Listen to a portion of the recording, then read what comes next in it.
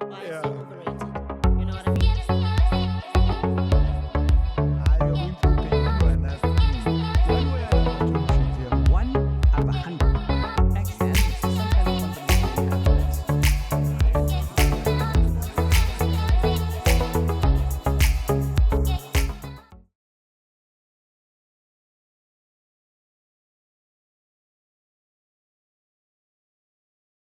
Okay, welcome to the It's More Than Just Money movement channel.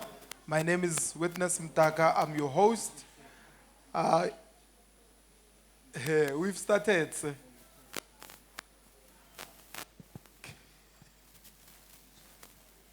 Welcome. Right, guys, welcome to the It's More Than Just Money movement channel, where we delve into conversations with industry leaders, entrepreneurs, and change makers who are making a difference in South Africa and abroad. Right now, I am in Gaborone, Botswana, at the Pond restaurant, and I'm going to be having a conversation with someone who's very experienced when it comes to financial literacy. He's authored 2 books on the subject.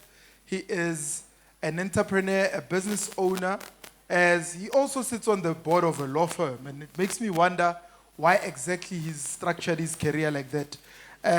Mr. Siatla Rathusa. I've been getting it right the whole day until now, Mr. Siatla Rathusa.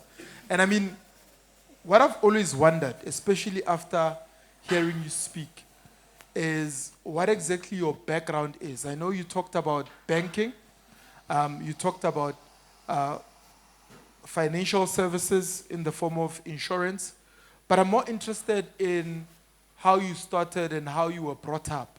You know, a lot of people, when they see someone doing well, they focus more on the glory. And I'm more interested in the story behind everything that's going on right now. I mean, you're sitting on a South African podcast now, and that's not a mistake.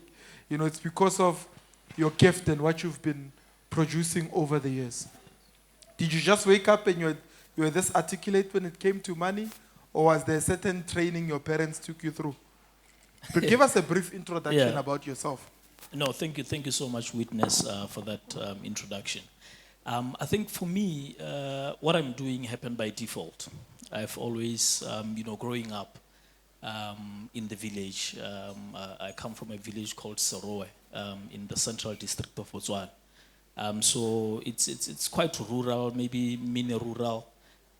So we grew up without, a lot of structures like what you'd see in the likes of Joburg, no tall buildings, no double stories, nothing. So we were not exposed to a lot of things, but we were exposed to TV. And, watching TV, there used to be this program called Days of Our Lives when we were young. So in Days of Our Lives, there was this particular doctor called Taylor. She was a psychiatrist. And every time she'll sit there. And when you are young, you are thinking about careers that you want to have in the future. So I would watch the soapy, and this particular psychiatrist, the whole village went to the psychiatrist, right? And she would just sit there and ask a question: how are you feeling? How did it make you feel? And then what did you do? And then when people leave there, they're crying or they're excited, something like that. So I thought this person is powerful, and I want to do something similar to that, right? But I didn't know that going forward, I was going to follow the path of actually counseling and advising people. So by default, I did finance. It was purely by default. I did not plan on doing it. We were just applying for bursaries, and I was qualifying for that, and most of my friends were going into business courses. So I was like, well, I don't want to be the black sheep. Let me go with the guys. So we did finance. And then, immediately after graduating, I was like, what am I going to do? I still wanted to do either psychiatry or law. And then it just so happened that I started working for an insurance company.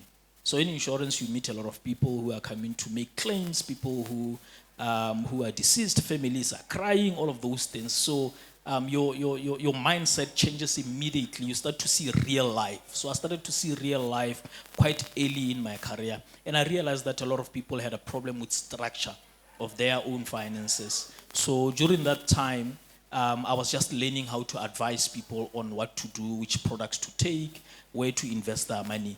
And then as that happens, it transitioned also to the bank. When I got to the bank, I was doing relationship management for small businesses. So it's a lot similar to what I was doing in insurance, because then you guide business people on how to prepare themselves for lending, how to manage their debts, all of those things, right? It's still advice. So as time went on, I realized that I was actually doing that psychiatry work, but I'm not qualified in it. I'm advising people, I'm helping people to structure their lives, to structure their finances. So I think when I made the decision to set up the business that I have set up, it came really from all of these different experiences, because I always say that you see, the thing that you are born for, that thing that you felt when you were young, it will chase after you if you don't chase after it. Eventually, if you really locate your life, you will find that you are doing something right now that you had always wanted to do when you were young. You just didn't know how it was going to turn out. So I think for me, by default, I fell into what I'm doing today. So, and then, in terms of your upbringing, how did it shape your ambitions and your drive? Because you say you grew up in a village, and in that village, there was a time you were watching Days of Our Lives, and that inspired you to want to be a psychiatrist, as an example, right? And in so doing, you ended up eventually being in a business where you are advising small businesses, you find yourself, you're advising people when it comes to insurance, but when it comes to ambition, because it looks like you're a person that's driven, how did your upbringing shape that drive and that ambition? Yeah, I've written a bit of a story in my book, Masheleng, just on how I was raised and what influenced me to do the things that I'm doing now. In the village, we didn't have a lot of what we would call influencers, people who actually did things that will influence how we think, right? A lot of people were doing the general things. People were going to work, coming back from work. Those who were not working, they were not working, earning grants and stuff like that. But we did have uncles who would visit the village. Every once in a while, this uncle will drive a Mercedes-Benz. And it comes into the village. It's the first time everyone sees this Mercedes-Benz. This uncle comes for 2 days, 3 days, they go. The next time they come around, you see another car, right? So it totally changed how we thought things were supposed to be, because you normally idolize your parents until you see what your uncle can do, until you see what somebody else from another village can do, right? Business people were, they were vilified in our village. We didn't really aspire to be business people because of the conversations that we had our parents saying about business people. Most of them, they walked alone, and there would be stories like, no, they sacrificed a child, or they did this, they have a snake, something like that. So we didn't aspire to become business people, because we thought, no, that is pure evil. And when you look at a lot of business people in the village, they were really the black sheep, because they would have the biggest house. And that house now, when you look at it from a perspective of what you've been told about them, it looks so evil. It looks like an evil castle from a distance, right? But we didn't know that where the snakes are kept. And very few people went into those yards. Why? Because rich people don't have time for chit-chat. They don't have time for gossip. So a lot of people in the village didn't like them.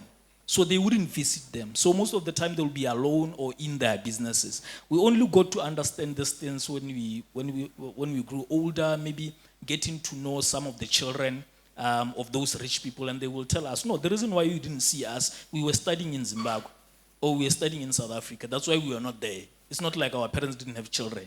And we would come during the holidays, but when we come, normally we'll go to Vic Falls, or when we come, we'll go to Sun City. So we never saw them. So we didn't really hear the real truth around rich people.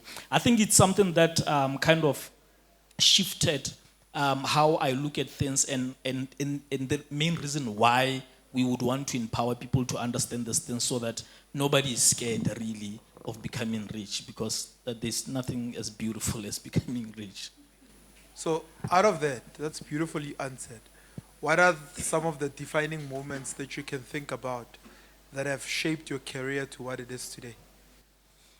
I think the biggest moment for me was when I was complete just after high school. I think my first year of varsity. We lost our dad when I was I think doing standard 6 somewhere there, standard 5, standard 6 somewhere there, and it was 5 of us. My mother was a single mother, and she was You were working 5 children. 5 children. Yeah. Yeah, and Were you the eldest? Or? no. I'm right in the center, number 3. Sure. Yeah. So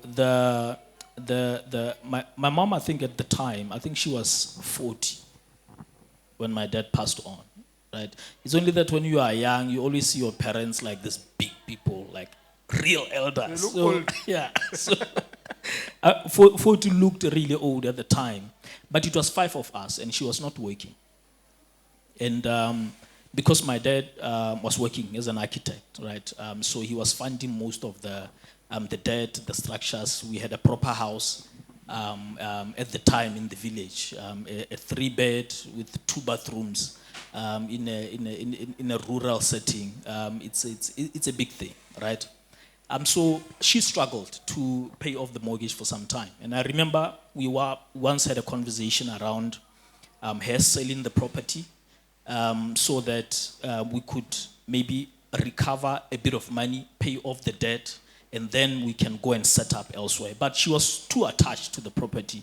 She thought, your dad actually, he was the architect that actually drew this house, so we are not moving. So it was a bit of a challenge. We would have those conversations. And then when I was doing first year, I remember I got a call from my brother, my eldest brother. He called, he said, brah, where are you? The sheriffs are here, they're kicking doors, they're doing all sorts of things. And I was at varsity, I was broke, I couldn't even get into a bus to go home to see how I can help or comfort or anything, or to help with money or anything. And I think at that point, I think something hit me to say, look, what I thought I desired may have changed a bit. I think I need more. I think I need more security. I need to be, I need to put myself in a position where I can actually help the people that I love when they're in trouble, right? I think for me, that was a light bulb moment. I realized that, as kids, we look at parents like superheroes, and we think they understand everything, and we think they can make all the right decisions. But parents are just human beings. They make mistakes all the time. Some things they don't understand. I mean, what was happening at the time, it was just an issue of restructure. She just needed to sit down with the bankers or with a financial advisor to look at her things and restructure the debt so that it can work for her, right? But she didn't know those things. And some of the things that you always teach, say, look, we had a huge yard, right? We could have built rooms at the back to make a bit of money to assist her, right? But she didn't know all of these things, right? So something like this then happens. It becomes permanent. It sticks in your mind. I can imagine the trauma that could have happened to my brother and my sisters because I wasn't there. They were there. And the sheriffs can be aggressive, more especially when they have been looking at you from a distance and be like, this one's. They think one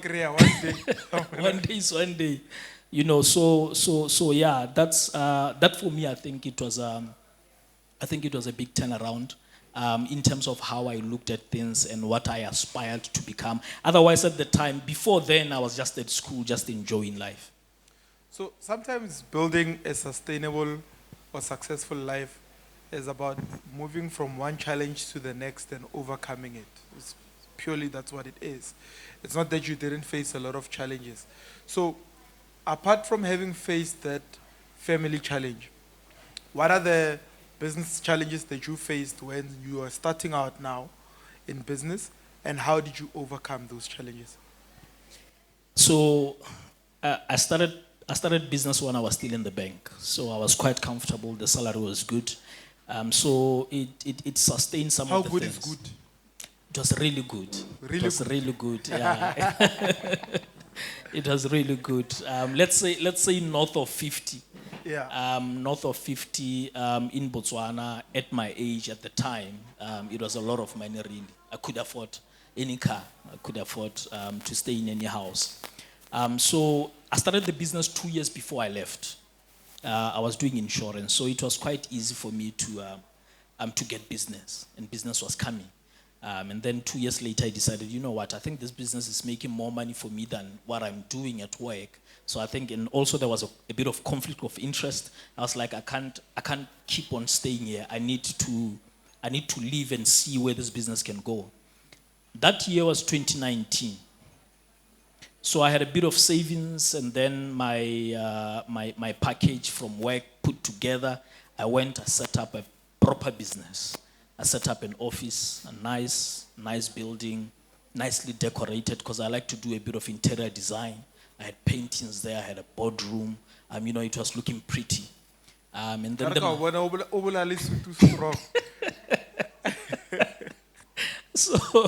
so yeah, it looked really nice. It looked really professional. But here was the problem. Yeah. What I didn't understand then was that the type of business that I had ventured into didn't need people to come to my office. What business was it? I was doing insurance. Okay, it's always been insurance. Yeah. So then I spent all the money in the aesthetics. Image. And then what happened? Wait, when you say insurance, do you mean insurance brokerage? Yes. Insurance brokerage. Okay. Yes. You need people on the field. You need people on the field. You have to also be on the field, right? Because I was literally starting out. So what happened during just before, you remember COVID started December of 2019. It was the same year. Yeah, towards 2020. Yeah. Into 2020. Just when the business was about to pick up, COVID happened. I had no cash, nothing, right? All the money was spent in the office. The office had to be shut down. We had to stay at home. And at the time, our business was very difficult because we were not even permitted to go and see people. So you couldn't write business, right? And most of the insurance underwriters locally, they want original documents. They don't do soft copies. So you had to go and get the client to sign, collect the documentation, and submit it to the underwriter. So we couldn't do that. And then also we couldn't do presentations because my greatest skill of getting business was really doing the presentation. So I'll do a presentation to people like this, 100 people, and then I'll write 10. That's a huge success for me, right? I couldn't gather people. I couldn't put people together. To make money, you must gather people in rooms like this. To make money, you must gather people. And at the time, remember, I was working for a corporate. We had good interest rates that were running for our loans. I was working for a bank. So when I had left, I had to go to commercial rates. So the interest kind of doubles from there. So it was very difficult for me to afford my loans. So what happened during that period, I had to experience repossessions, cars, threats on the house. And at the time, you can't do anything. You can't even promise the bank anything. When they say, when are you paying? You're like, guys, I'm home. I don't even know when these lockdowns are going to be over. I can't even guarantee that I'm going to be able to pay next month. So during that period, I was friends with I was friends with a lot of lawyers. Not my friends, but lawyers who were tasked with coming after me. I was friends with a lot of lawyers, a lot of sheriffs would call, I got to engage with such people. For the first time, I learned what it feels like to go to court. That was my whole experience during COVID as these things were happening. So I realized one thing during that time, and I think it was good that it happened at that time. Because I was just leaving work. I couldn't go back to work because no one was employing during COVID. They didn't know what's going on. They didn't know what's going on. So I didn't have that option, right? So I had to think. So during that period, I was like, this one income thing, even in business, is too dangerous. That's when I started writing Masheleng. I wrote Masheleng during COVID. Masheleng started selling. And then I started, You read Masheleng while going through Masheleng. While going through Masheleng. Yeah, so What inspired the name? Masheleng. Yes. Um, Was it a response to the sheriffs? no, I Or, did. or it was just I you didn't. ignored all of that and said, let's write a book, I didn't even address name the it. subject. I didn't even name it. I was writing a book. I didn't know what the title was going to be. So before COVID happened, there was a TV program of a friend. He was running a morning show. And then he was like, look, dude, you have a lot of content to give on finance. Can you come over? We can create a program and then you can just teach finance maybe for some 10 minutes, 15 I was minutes. trying to help you out. Well, at the time, I was still at the bank. Oh, when you were still at Yes, I was still at the bank. So it was just a thing of content to say, look, because I was writing a lot at the time, I was not doing videos. I was writing Social a lot, yes, on social media. So he was like, no, you write good stuff, people respond to your stuff. Why don't you just come and speak? I was like, I'm not a TV guy, and he kept on saying, no, let's try, let's see how people are going to respond. So when we started the program, we were, juggling around with the name of the program. What are we going to call the program? He was like, no, let's just call it Masheleng because you speak about money and you speak about it in the local language. So Sheleng resonates well with Botswana. So let's just call it Masheleng. And then we decided to call it Masheleng. So when I was writing the book, I was lost in how I should be, titling the book. And then I was like, wow. But now people know me from that program, and it's Masheleng, and I run that program. Let me just call the book Masheleng. And then I called the book Masheleng. And then, with business sometimes, you never know. I mean, I didn't know that Masheleng was going to be Masheleng that it is today. Right now, it's so difficult to an extent that I can't even tell people my name and they remember it. They have to call me Masheleng. Right? Wherever I go, people like, Mr. Masheleng, Mr. Masheleng, That's the problem with branding, eh? Branding. Right now you can't wear a yellow suit. I can't. They want black. So then you write the book. Was the writing of the book in response to the fact that you realized that some doors had been closed for your insurance company temporarily, by the way, but you didn't know it's temporary anyway? I know. And you wrote the book in response to that? To No, say, no. If we can't do that, let's set up another thing. Let's write a book. Yeah, the book was not in response to that. It was really, I wanted to kill time. I had too much time. We spent hours at home every day. For a month, 2 months, I was like, I can't just sit. I have to do something. So initially, I put together some of the articles that I wrote on social media. And then I was like, let me try to create a story around these articles. And then later, it was not coming together. And then I was like, but I think I have a really good story to tell about my life and my finances, right? Everything that we have been speaking about now, losing the house, how I grew up, being raised by two parents who were middle income earners, who had no investments, no properties, no ideas around business and stuff like that, and I know that an average person comes from that background. So if I can write a story of how I lived and how I overcame that eventually with time, then maybe a lot of people will resonate with that. So that's really how Masheleng was birthed.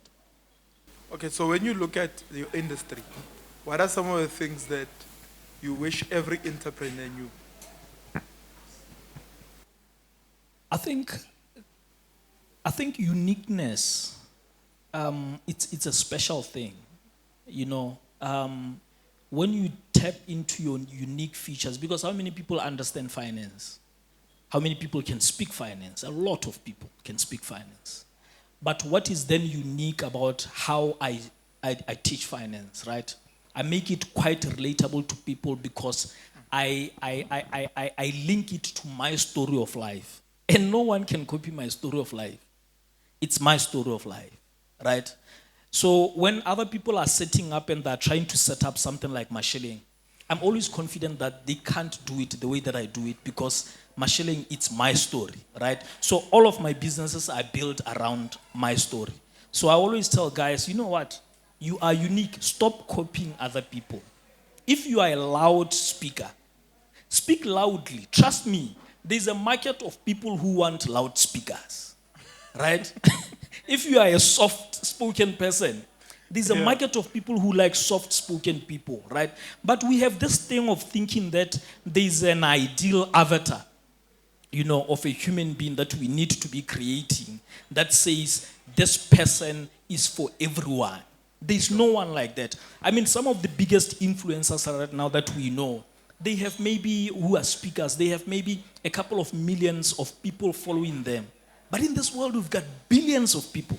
We've got over 8 billion people. So if those guys are supposed to be what we must mirror, why don't they have 2 billion people in their platforms? They don't. Or even one. Or even 1 billion.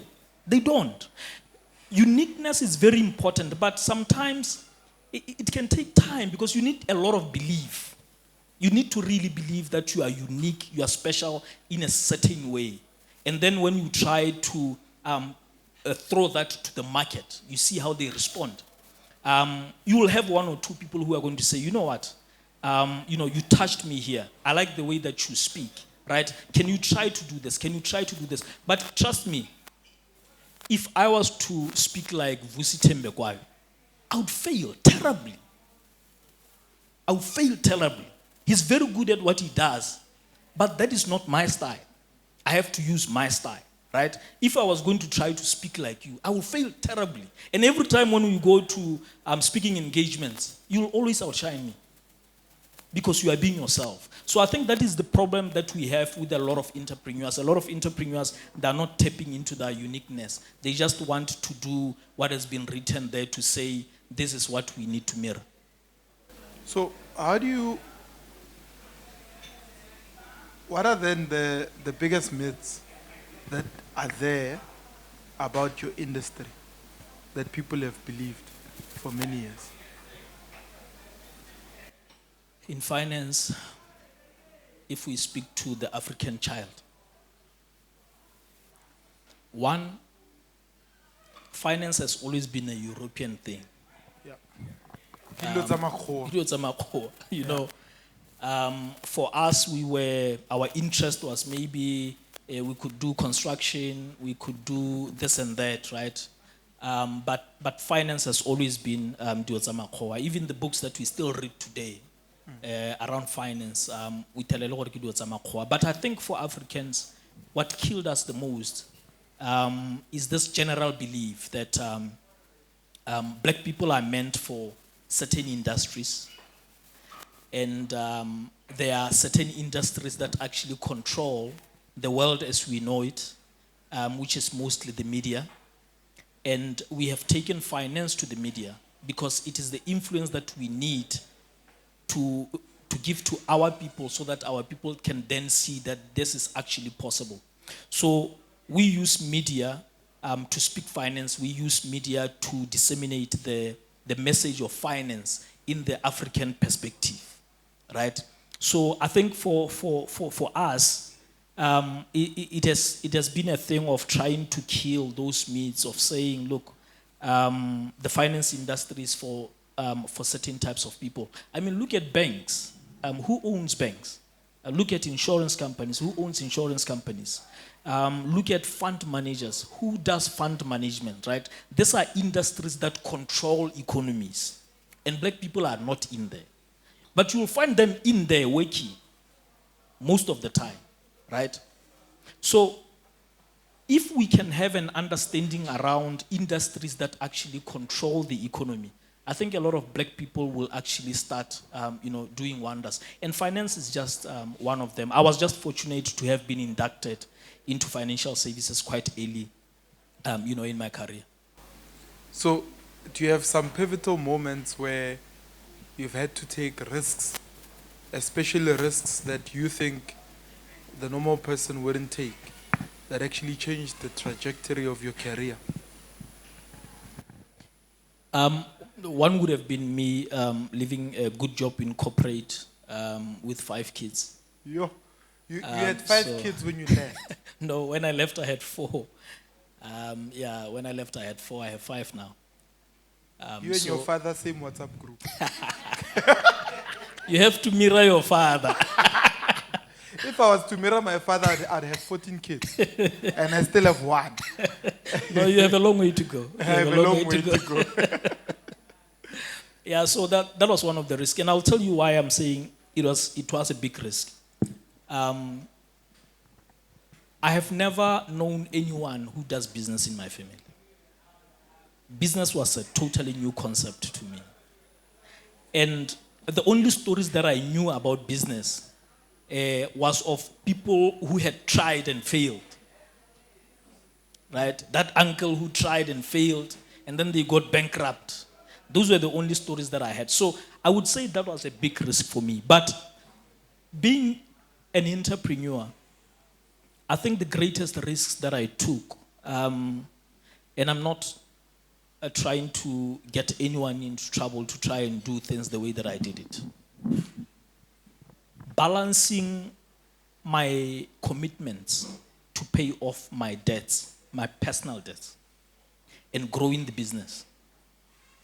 I think that was one of the greatest risks that I think a lot of people don't have appetite for.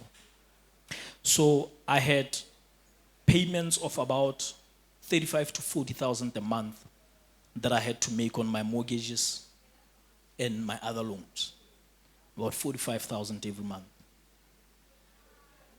And during the time when my business would make, say, 50 or 60,000, I had a choice to make. Give the bank 45, remain with 10 or 15 to run operations of the business, or put the entire money in the business, try to accelerate the growth. I took that risk. And I did that for quite some time because I knew that I was not attractive to lenders. So the only money that I could rely on was the money that I was making. So you had no choice but to make money. I had no choice but to make money. And when I had the money, I had to decide properly what I'm going to do with that money. I also have a family that has needs, right? I have to balance my business. I have to balance my debts. I have to balance the family. All of these things had to be balanced. So I think because I had great intentions of growing the business and I knew that this business was going somewhere, I took those risks. You know what I said? I said, I'm going to risk this. I will fight with lawyers until the business can pay both the lawyers and the banks at the same time. But if I don't invest in the business will die. If the business dies, I die. There's nothing you can do there. Yeah. Sure. So I reinvested a lot in the business, and I don't do a lot of real estate investment because I don't think I have made enough access liquidity to be able to buy real estate. So mostly what I do when I make money, I make sure that it's put into the business. The next steps of the business are put in play. What are some of the things you reinvest in within the business? Is it systems? Is it machinery, if there's any? Is it more staff members? Is it marketing? Is it social media? What do you invest in?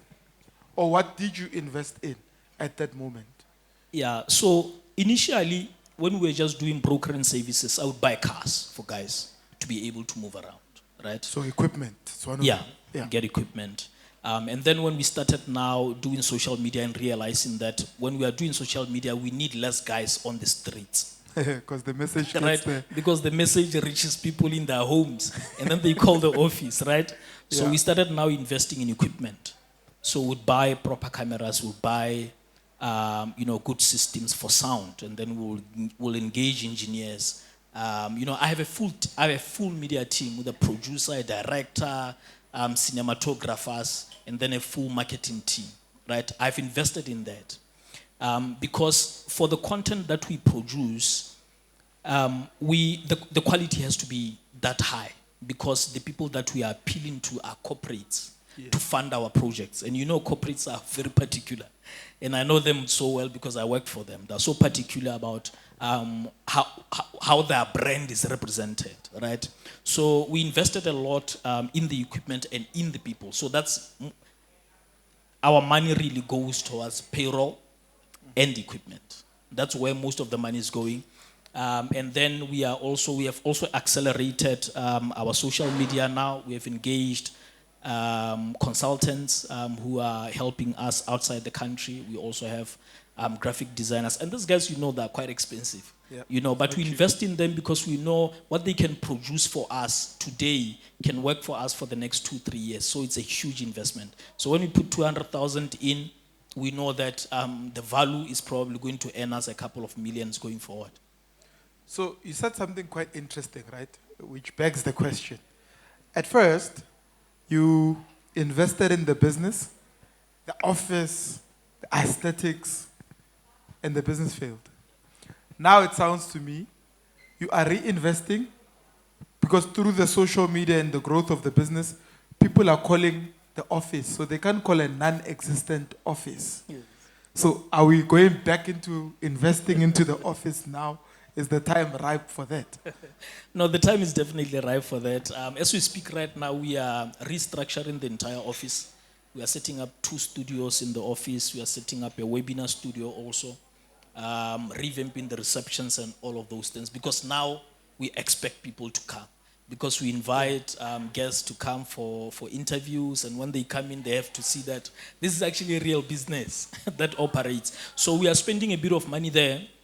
And to someone, it might look like we are wasting money because we are spending quite a lot, engaged an interior designer to do the works for us. So it's in hundreds of thousands. Yeah. But here's the thing. For one program that we do, we can recover all of that money before the season even ends. So for me, it's not a thing of, because I've seen what other guys have done in the media space. They've gotten opportunities to get good jobs. And every time when the money comes in, they forget what makes them money. They buy the car, they buy the house. But what they really need is a studio. They need lights. They need people who can continue to produce, right? Otherwise, you won't be able to sustain even a season of any program. We have seen guys struggling, running around looking for cameras because they couldn't buy a camera, and they're running around with a Range Rover. You can imagine. Why don't you just sell one tire and go and buy a good camera? So we don't want to make that mistake. We understand that as a black person, you have to work twice as hard to prove that you are actually good for the money when it comes to business. So we don't want any one of our clients to second guess us and say, no, we are not sure about this, guys, right? We want to prove over and over that we are capable of delivering at that level all the time. And that means that I have to sacrifice my own personal, enjoyment of life for some time. I'm still young. I'm doing 40 this year. Hopefully in the next 10 years. You don't drink, ne? Huh? You don't drink. You mean the good stuff? Yeah. When it permits, when time permits. You look like someone who's 30 years, not 40. Means you're taking very good care of yourself. No, we try. Health is very good. So how important is it to, I don't know if you want to continue in that thought of you still young, or would you like me to move to the next question? Because I interrupted you. Yes. So what I was trying to say was, right now I have the energy, I have the time, and I'm still building networks. So it's not really time for me to be enjoying money. When maybe mid-40s, late 40s, my networks will be solid also. There'll be, successful business people, ministers, maybe president or something like that. And when that time comes, I need to be resourced.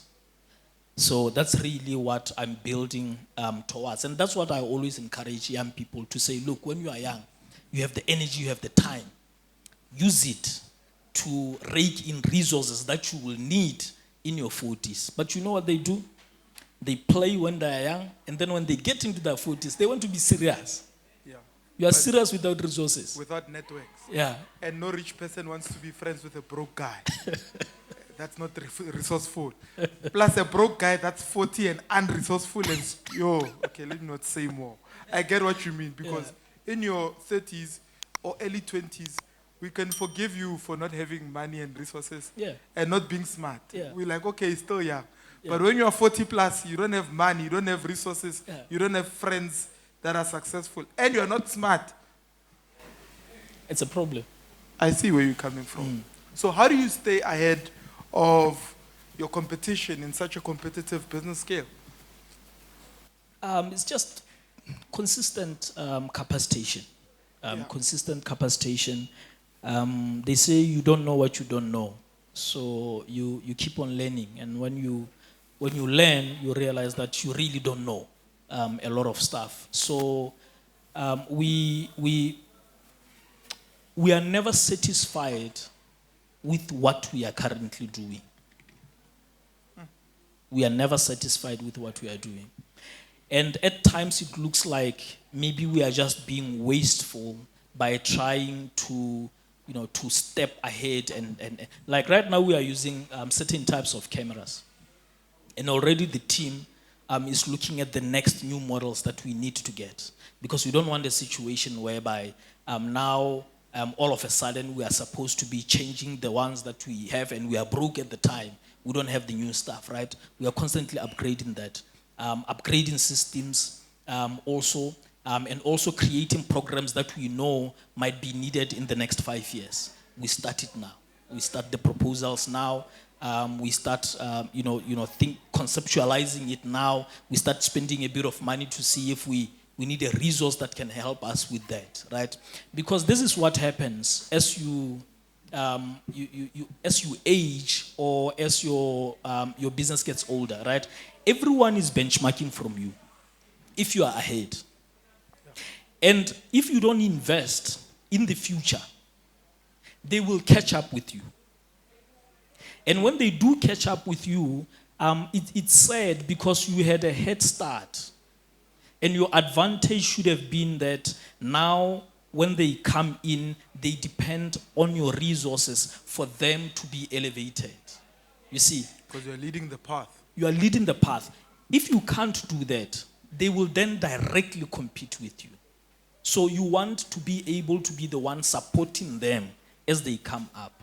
You know, when I speak to, when I'm training, when I'm doing training and I'm training groups of people who are working, I always tell them that, the advantage that you have right now that a young person doesn't have is the fact that you started first. That means you can only show that by the resources that you have attained over time and the skills that you have learned over time.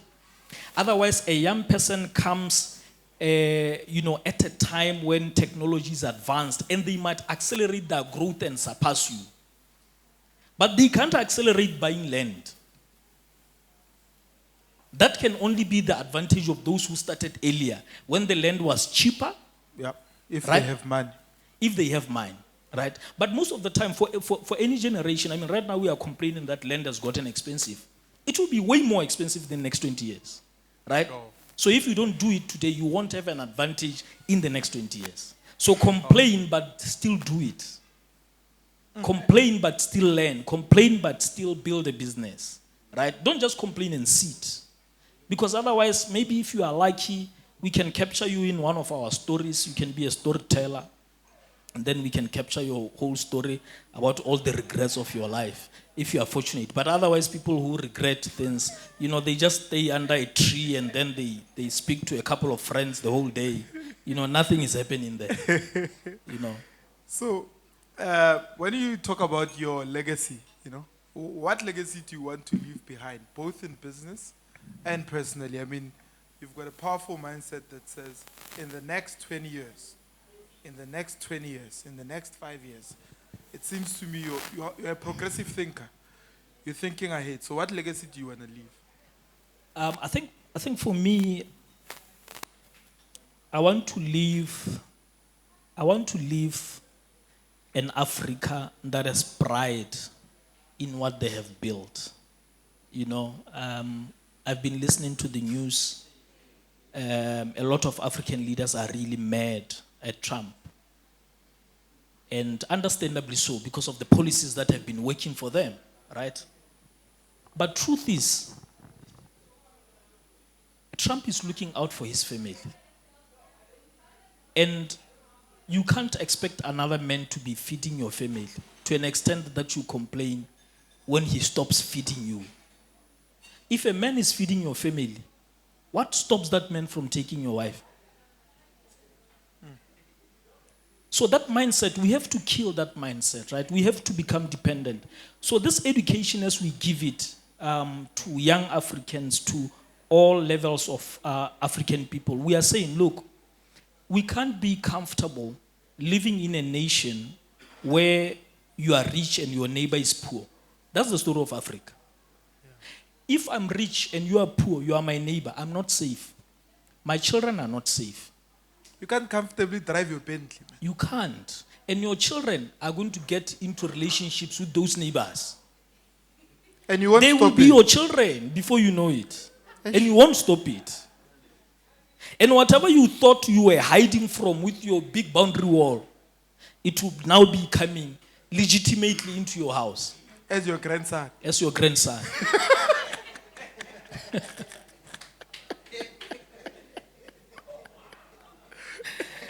So we need to be careful about these things, right? We see, you look at the road infrastructure in most of Africa, potholes everywhere. But presidents are driving moving in private jets and big convoys and stuff, right? They are developing. Their people are not developing. When the people are not developing, there's no progression for the entire nation, and there's no safety. That's why a lot of Africans want to move overseas, because overseas people have built these things by themselves.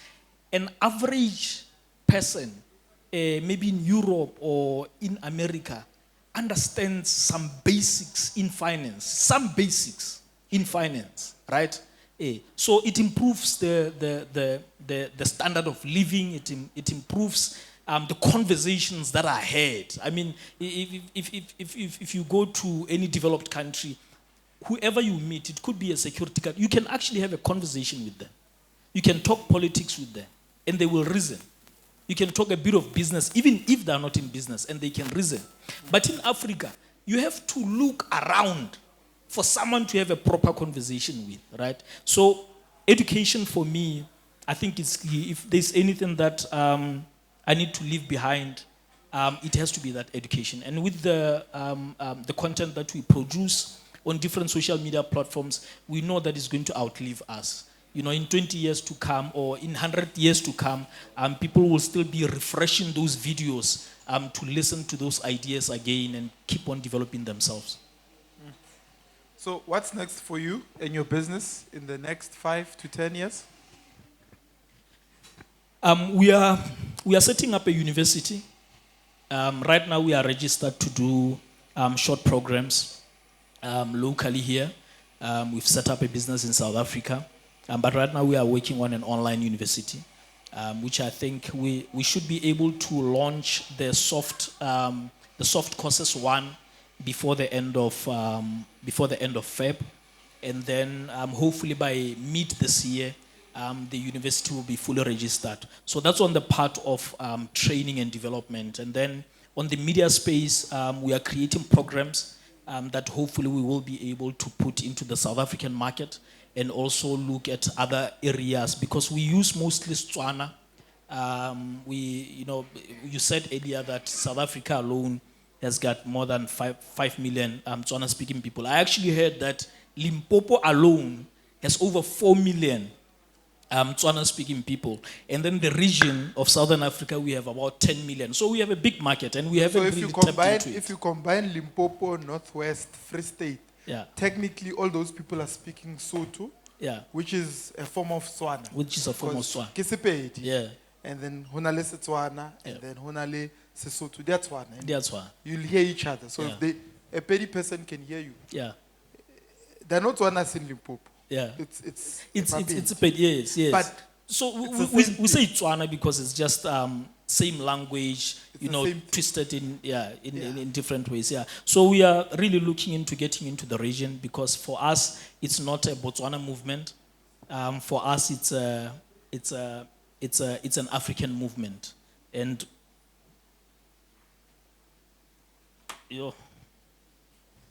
help, please. continue.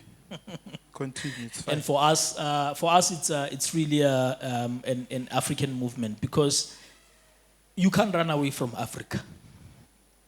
Africans will always, they either come to you or you go to them for business. So we are educating in a way that impacts people in different areas. And social media has been very, very useful. We have had a lot of reach on social media. So wherever we set up, we won't be introducing ourselves when we get there. When we get to South Africa, they already know our content. We get to Lesotho, they know our content. So it's not an introduction. It's a way of saying, now I'm set up here. I'm with you. So that's really where we are going this year and in the future. How can people connect with you, follow your journey, and get involved with your work?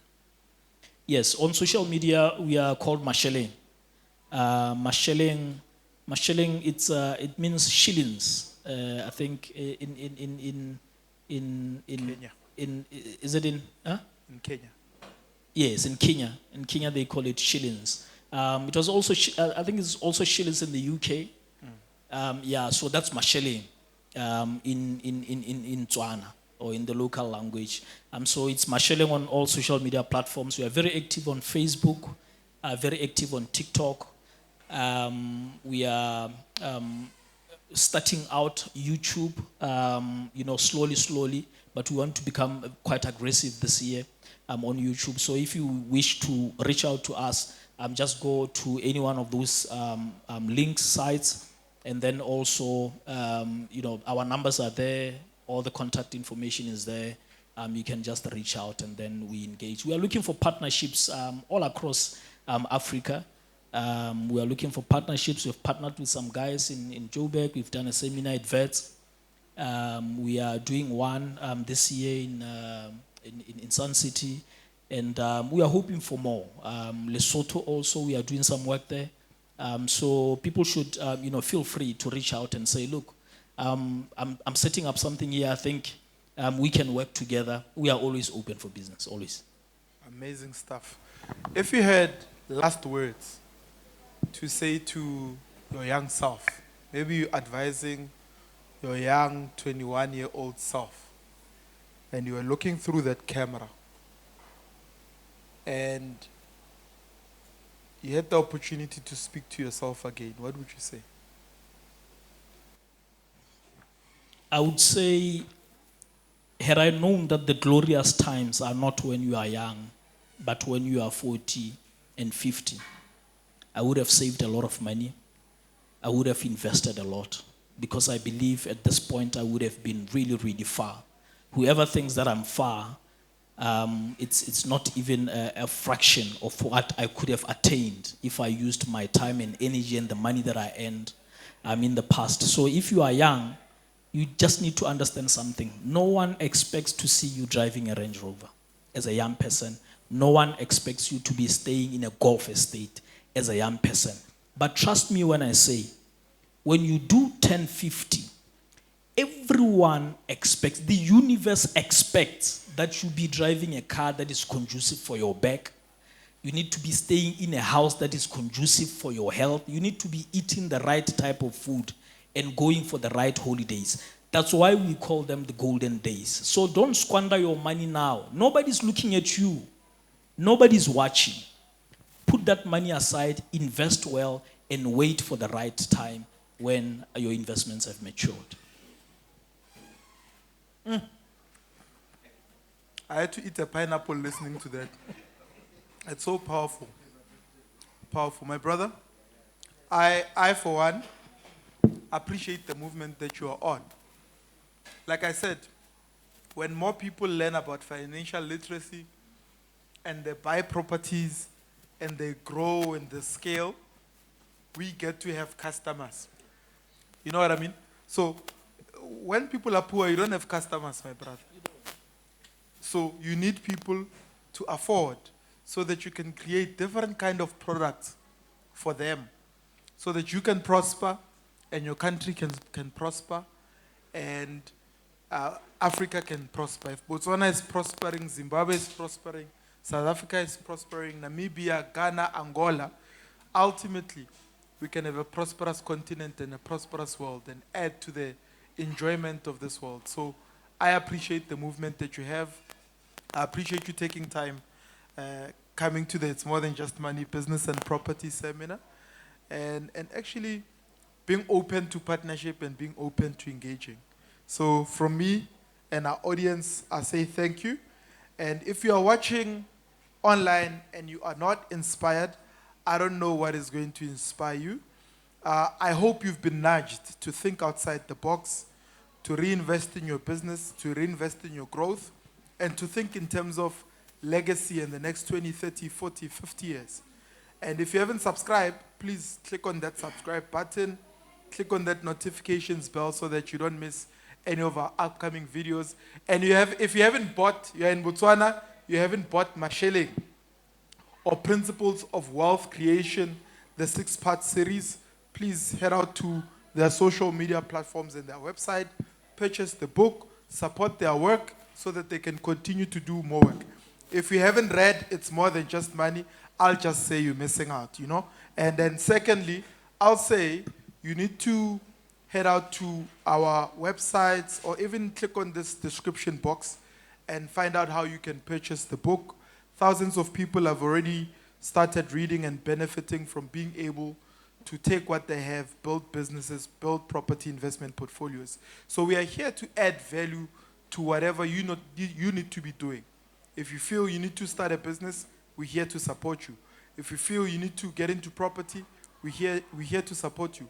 Even if you feel you want to take a wife, we're here to support you and let you know how you can get married in the right way, using the right type of legal structures. Now, from my team and I broadcasting from the Pond Restaurant in Gaborone, Botswana, It's More Than Just Money. We'll see you again in the next episode. Ciao, ciao.